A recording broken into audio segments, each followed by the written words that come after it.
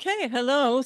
Hello, everybody. I'm Evelyn, and I'm going to talk about why you need a communist perspective in the general election.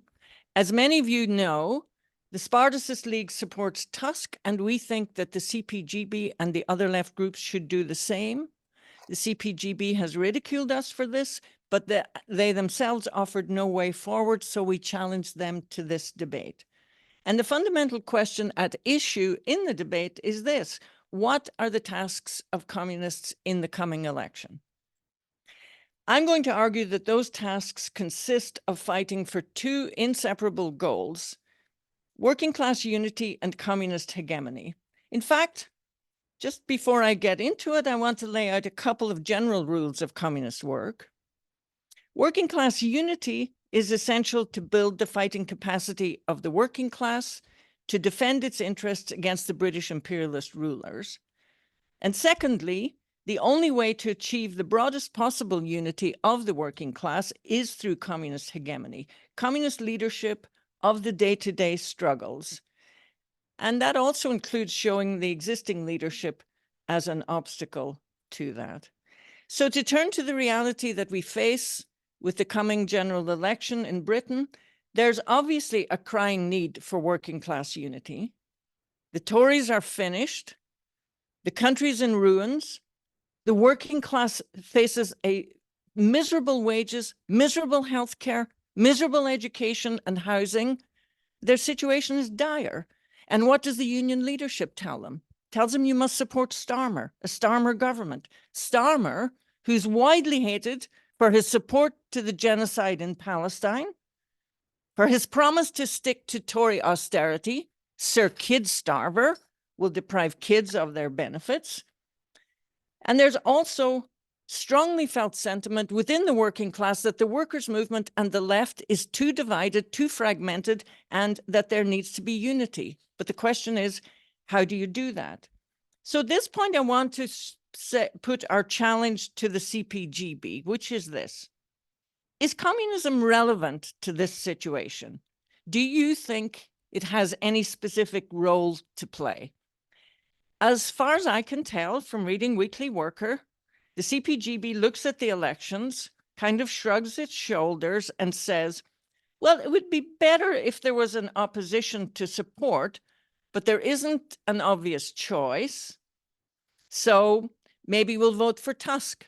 Maybe we'll vote for Galloway. Maybe we'll vote for both.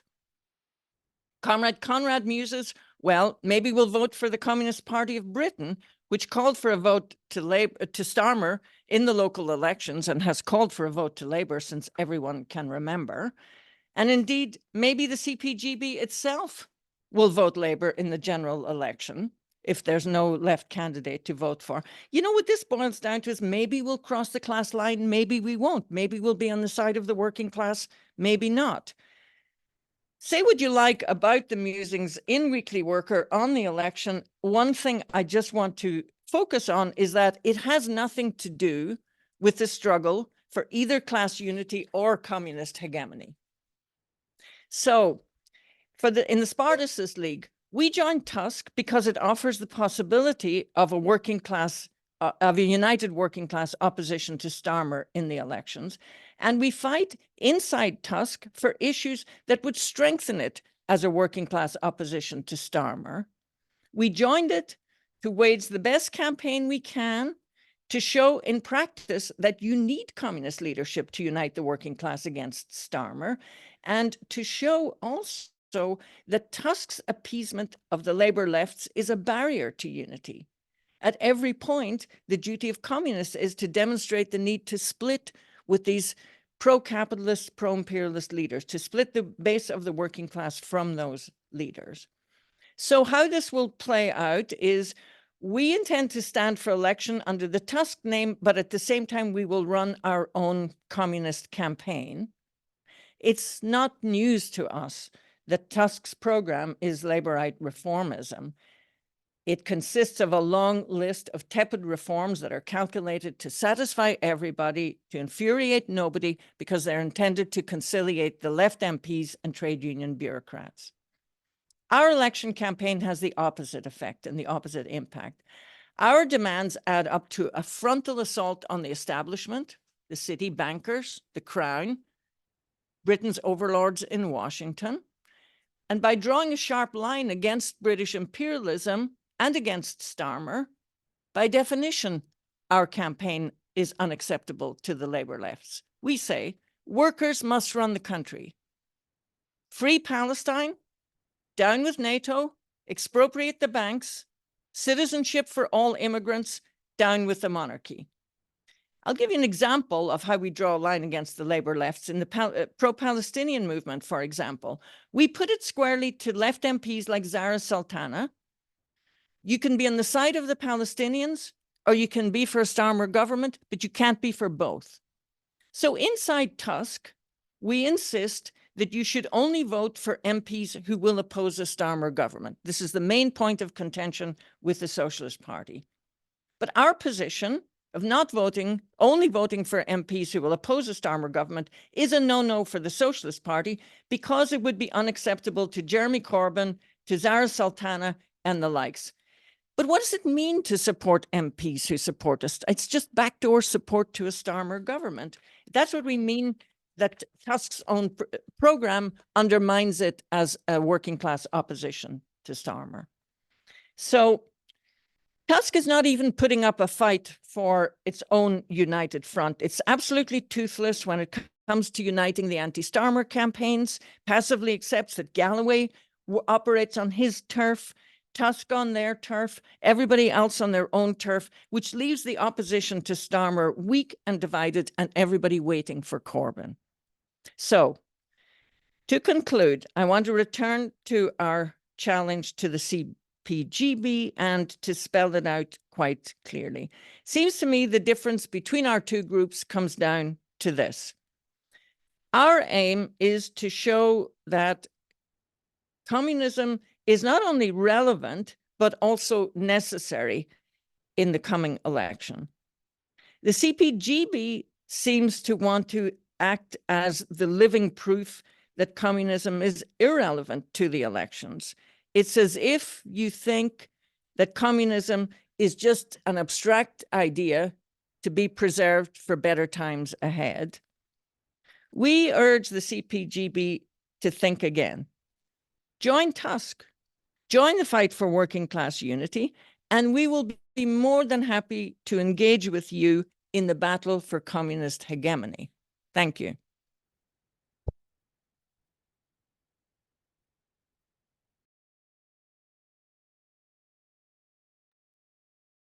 Right. The next speaker is Mike McNair.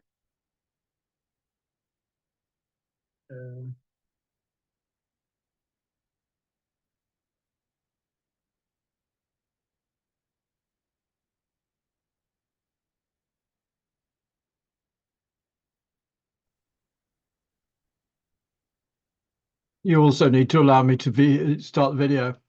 Yep, you should be able to now. Okay.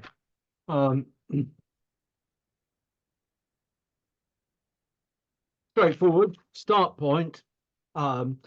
We have in the past applied to join Tusk and have been refused on the grounds that we have insufficient social weight to be a party to the Tusk operation. I'm not clear whether the Spartacist League Britain has in fact been allowed to join Tusk or has merely been able to attend the Left Unity conference because you caught the Socialist Party by surprise.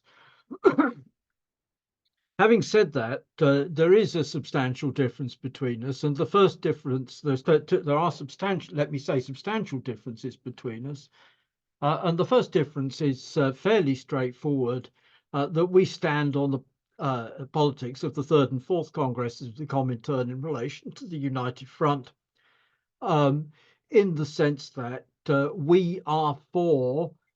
We recognise that the Labour Party remains a bourgeois workers' party in spite of being very right-wing. We recognise that in reality, the Labour Party, as it was founded in 1900, the Parliamentary Labour Party, was a liberal imperialist party, that the party the Labour Party, as it was refounded in 1918, was the party of the war, support for the war. It was the party of the exclusion of the communists from the Labour Party. And nonetheless, communists argued that fighting for the unity of the working class requires the pursuit of the united front, including with the leaders, the right-wing leaders of the labour movement, and not characterising them, not simply regarding them in some sense as social fascists.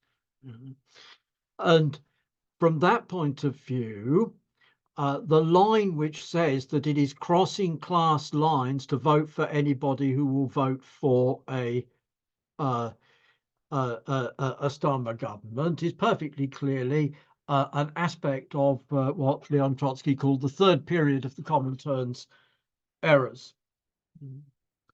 And secondly, in relation to Tusk, okay, I said we were excluded from Tusk. It was also the case, in fact, much more recently than this, that Galloway's Workers' Party was excluded from Tusk. Galloway's Workers' Party was excluded from Tusk because every participant in the Tusk Council has a veto, and that's not something which they've got rid of in the recent past when they've lost support from trade union bureaucrats.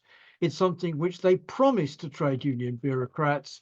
It's something which they promised to trade union bureaucrats in Hannah Sell's 1st of May article, so that in fact what they propose is the Labour Party only worse, reconstituting the Labour Party on the basis of more unambiguous dictatorship of the trade union bureaucracy, more unambiguously creating a bourgeois workers' party than the existing Labour Party is. Okay, so in that situation, we are willing to say that nonetheless, Tusk candidates represent, as far as this election is concerned, a left vote in the alternative to this very right-wing Labour Party. But we certainly don't see Tusk as a project as in any sense superior to the Communist Party of Britain standing in certain constituencies, or to the Workers' Party of Britain, or to the various other options of people who are standing under the name communist. So communism is relevant. Yes, communism is important to this campaign. It's not, however, that communism is important to this campaign by virtue of calling for a split with the Starmerites as the first step and the first task to be conducted. Communism is important to this campaign in terms of presenting, as far as possible, a communist political program. And in relation to presenting, as far as possible, a communist political program, one element, we have to do this in an agitational way rather than purely and simply a propagandist way. And then the question is, what elements of our program are we attempting to insert into this election campaign? Now, yes, one of those elements is communism, the name, the word, the name communism, the idea that communism is it exists and represents an alternative. That actually is partly a question of fighting for the names, but in that sense, actually, it's a paradox that this is just my view, not a CPGB view. In certain senses, the Workers' Party of Britain is slightly stronger than Tusk. Tusk is evasive around the question of the war in Palestine, and is silent about the war in Ukraine. Down with NATO, yes, but down with the war in Ukraine. No war. Yeah? That's a fundamental dividing line in the election, and one which we want to project as far as possible. Yeah? Secondly, the question of party is posed, and the comrades from the Spartacist League are quite correct in saying that the question of communism is posed, but the question of communism is not posed for making a better task, but that the question of communism poses breaking with the method of broad frontism and struggling for the unity of the communist left, that meaning by that not necessarily only those who call themselves communist, because of course the Spartacist comrades are undoubtedly communists, although they don't call themselves communist, but the unity of those who stand for the fundamental ideas of communism in terms of the overthrow of the capitalist regime and in terms of the struggle against imperialism, the defeatist attitude to our own states, wars overseas, and democratic political functioning. So in that context, actually, the regime of Tusk, with its mandatory consensus, its mandatory veto powers of the trade unions in relation to the decisions of the party, veto powers of the trade unions, which are actually, as I said, stronger than the Labour Party's veto powers, Tusk is by no means an engine of the unity of the working class. It's an engine of, I've called it in the past, third period Bernsteinism, because it's third period on the one hand in sense of characterizing the Labour Party as having ceased altogether to be a workers' party and saying that you have to absolutely have an organizational split from the Labour Party. And it's Bernsteinist in terms of the actual politics that it put forward, which and that's reflected in the proposals in relation to the its line in relation to the trade union bureaucracy, its structure in relation to the organizational structure. And in the organizational structure and the commitment to building a new Labour Party based on the trade unions, based on a federalist and so on construction, the Socialist Party of England and Wales, and with it Tusk, is unambiguously anti-communist.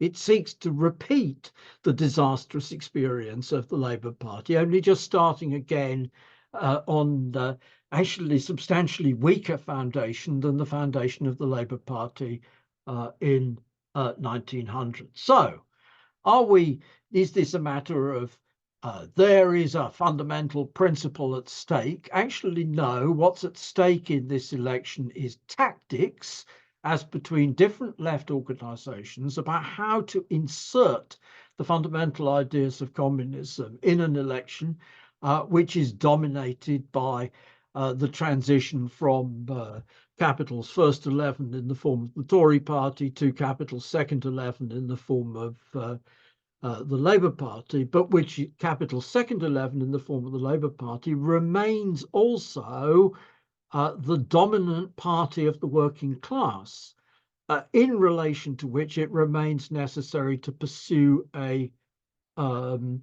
united front policy towards the Labour Party. Mike, your time is up, please. Right, not just towards certain sorts of leftists. That's it. Thank you. I'm really, really sorry because of some slight problem between the host and me.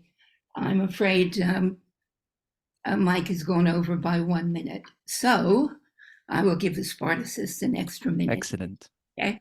Thank you. Vincent, if you would like to, please continue. All right. Quickly, we got into Tusk. We were accepted. And if the CPGB was barred from entering, we are certainly against that. And we would urge you to reapply again. And we commit ourselves to fight with Tusk to let you in, just to clarify this. Before I start with my main presentation, the task is quite simple here. Starmer has drawn a clear class line. He hates everyone that's for socialism, the working class, or Palestine. He's the one drawing the line. So the task is to build a working class opposition to Starmer. And now, in the name of the Third Congress and the Fourth Congress of the Comintern, we learn from the CPGB that no, actually, we might vote for Starmer. Now, of course, we also stand with the Comintern, and I will demonstrate how the CPGB doesn't in a minute, but you cannot use Lenin in order to justify voting for Starmer. I'm sorry. The task is to build an opposition to him. So I want to take a bit of a step back exactly and address this question of communist unity and how can we use it in these elections.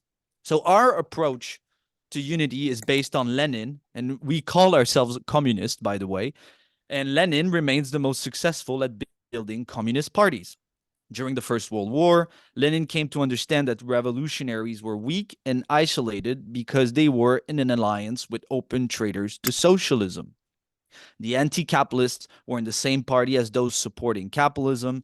The anti-imperialists were stuck with the pro-imperialists. And the right wing was always dominant, not because they controlled trade unions and were connected to the bourgeoisie, but also because the unity, this broad church, could only be maintained by constantly making concession to the right wing.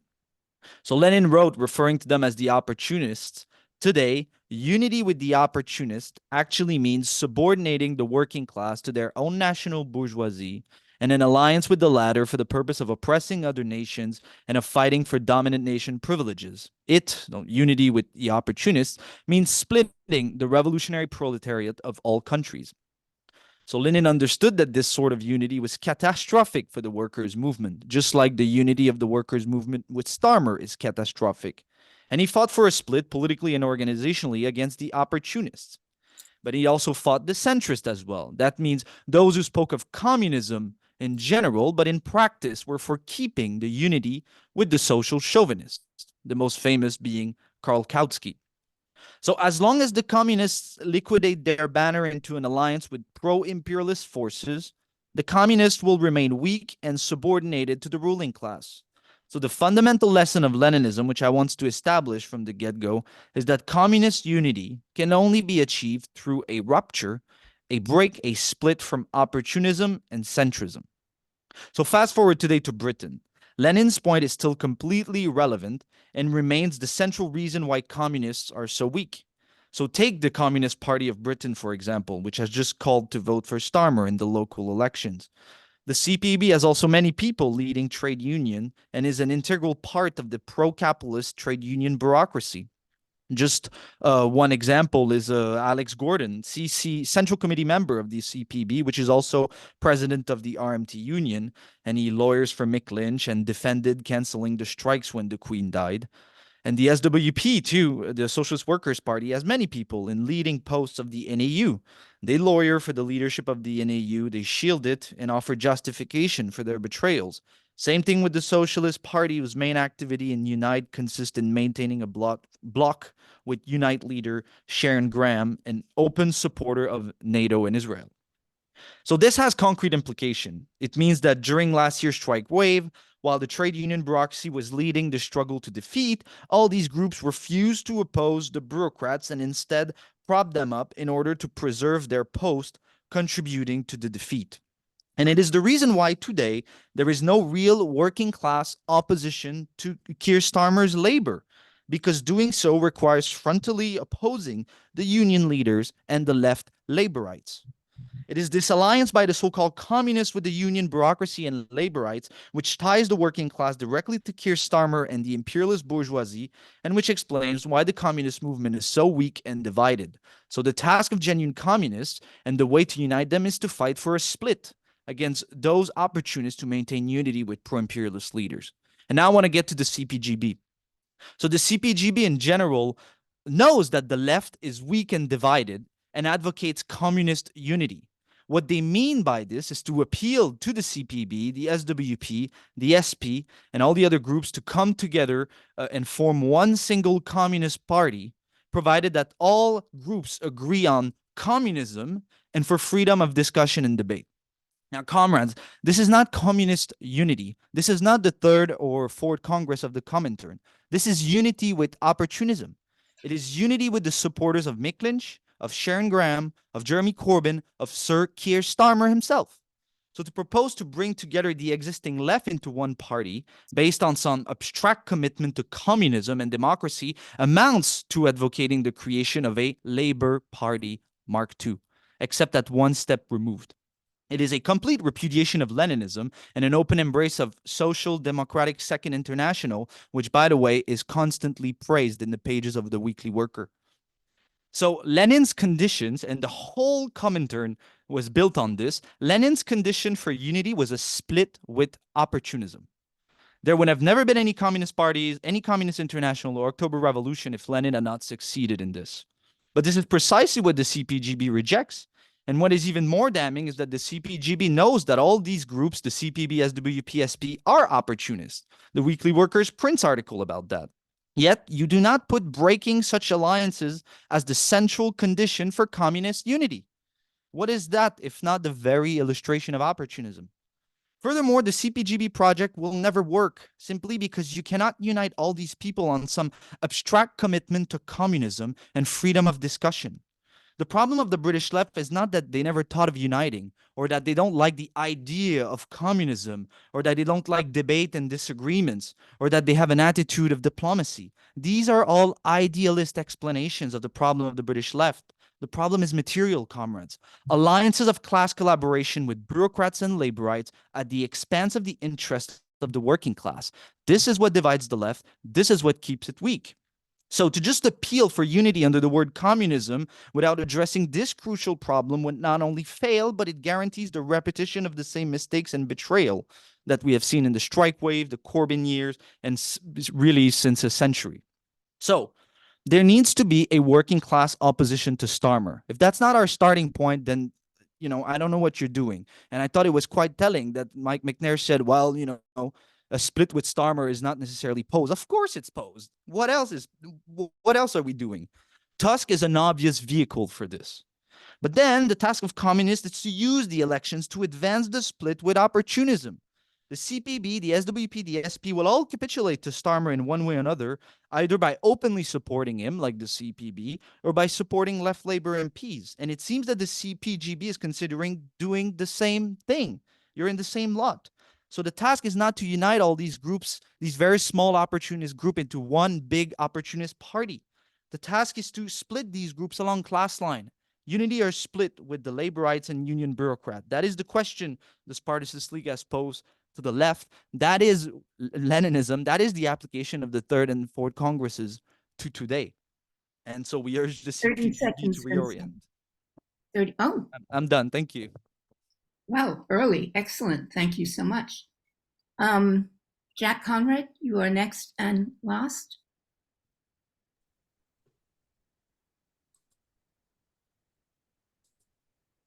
Okay. Yeah. Thank you, comrades, for your openings. I have to say that from my angle, the key question isn't a split with Starmer, i.e. the crucial thing is not to vote Labour Party in the forthcoming general election. It does strike me that the key strategic questions can be summed up under two headings. First of all, a break with Labourism, and secondly, the question of a communist party. Now, Comrade Vincent sort of mocks us for calling for unity on a communist basis in terms of the existing left. And meanwhile, he urges us, along, I presume, with your list of other opportunists, to join a load of other opportunists under the banner of Tusk, where trade union bureaucrats, and including the Spartacist League now, exercise a veto. My understanding is that any group that's affiliated to Tusk has a veto. So yes, this is particularly promised to the RMT, but I mean, unless I'm wrong, I think the Spartacist League has a veto. But that one aside, Comrade Vincent has quite rightly described Socialist Party in England and Wales as opportunist. Okay, so you're joining the opportunists. We don't think that there's anything unprincipled in doing that. We've been in unity in various organisations with the Socialist Party in England and Wales, for example, the Socialist Alliance.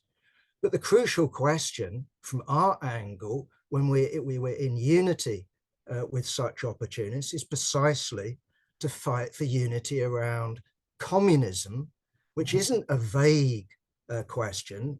For us, communism is described in our draft programme, both our maximum programme and our minimum programme. Now, we don't put that forward on the basis that comrades have to agree with every dot and comma, but that is the programme that we are fighting for. And from our point of view, the key question is precisely a communist party. And what the comrades, I think, fail to see is that as well as fighting for the unity of the existing left in the fight for a communist party, inevitably that involves splits. So the idea that somehow we think that all we need to do is convince Hannah Sell or Alex Kalinikos or whoever in this group or that group, and we all sort of chummily get together under a vague banner, is to completely understand our perspectives. Our perspectives are splits, yes, we don't know with who, but we know on what lines, but also unity and splits. So for example, if we look back at least at the history of the CPGB, it came about as a result of splits and fusions. So for example, we had the Communist Unity Group, which split from the Socialist Labour Party.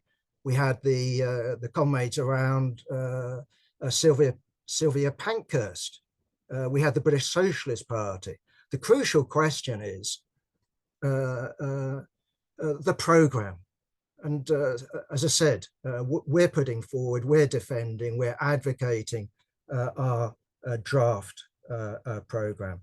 And the idea that you would describe unity around that, unless I'm mistaken, to describe that as a Labour Party Mark II is risible. Clearly what we're talking about is a communist party. And of course, for a communist party, what we need is precisely freedom of debate, freedom of criticism. Without that, what we have is a sect, some sort of leadership cult, or some sort of bureaucracy, which I think would be useless to the working class. Okay, so in terms of voting Labour, describing that as crossing class lines, again, I would be interested to hear from the comrades when the Labour Party ceased being a bourgeois workers' party. Was it just with Starmer, or was it a bourgeois workers' party under Jeremy Corbyn? Was it a bourgeois workers' party, I don't know, under Harold Wilson? I would be interested in hearing a bit of history. From our point of view, at least, our assessment is while the class nature of the Labour Party has always been under question, at the moment the contradiction remains unresolved. It remains this peculiar thing, bourgeois in terms of politics, the comrade has described it, pro-imperialist, pro-NATO, pro-Israel, of course, that isn't to change, is it? That has been the history of the Labour Party. Comrade Mike, you referred to the Labour Party in World War I. It joined the War Cabinet. Now that is the party that the CPGB applied to affiliate to. Okay, it applied to affiliate on the basis of not suppressing its criticisms, of fighting that leadership. And on that basis, we would certainly join the Labour Party, and we would certainly consider join in an organization like Tusk. But the problem is precisely with Tusk is what the aim is precisely with a veto anyway, isn't communist unity. It's the unity of opportunists around opportunism, which just strikes us as, okay, when it comes to the forthcoming general election, on the basis of looking around, there's something positive about Tusk, not much, but it isn't in any way distinguishable from the CPB or George Galloway's organization. 30 seconds, whatever. Jack. That will do it. I'll finish there. Thank you.